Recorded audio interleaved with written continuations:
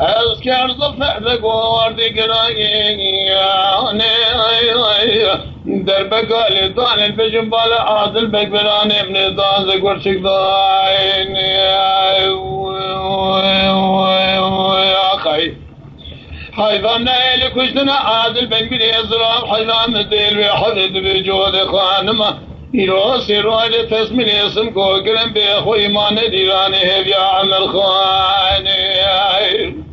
أمان مان مان مان مان مان مان مان مان مان مان أخنا مان مان مان مان مليء من فرمان الواي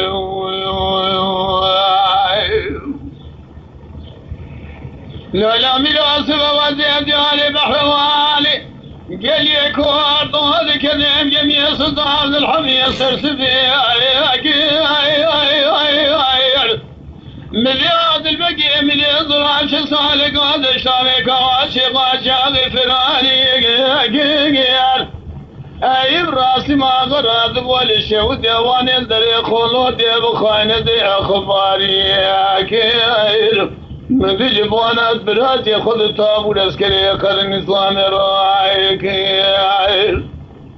خذي قل خذي قمال عملتك وشاملتك خاين فارسي خالي مدي الواجه قال مقال موقر ميقرا بقواش راج مليء مرابي بخيك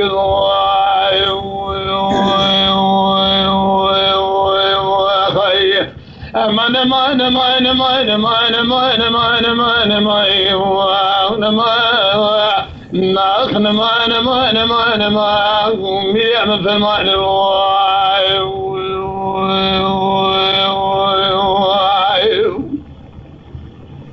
لا ملاص فوزي جالي بحرواني قال لي كوردون كذب قد بلي أخذ طاشي ودال ملي مذبو فيسي دنجامير أبرد صيب قيم كداس القضاء ملا تهدي باشي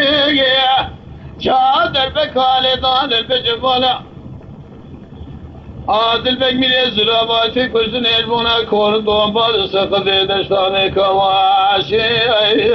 ما أخنا مان مان مان مان مان مان مان مان ملي فرمال الواي لا لا ملي فرمان قرتنا ما قول حق كشتنا وصاياني وعدال ملي مدبو في سيدنغا ميد أبردست سيبقيم كذا سقضا ملات هدي باشي قال لي كوردو بيش بلي بحرواني جيجان تركاتي خصا خصا خواياني در بکال ما خولی مزانه ویرو سیرو جسی شبه مبالا خودی جود خانمات فسمیلی اسم کو کنی جو سیرو جلیدانه بی خوی مایه و عمل خان الوای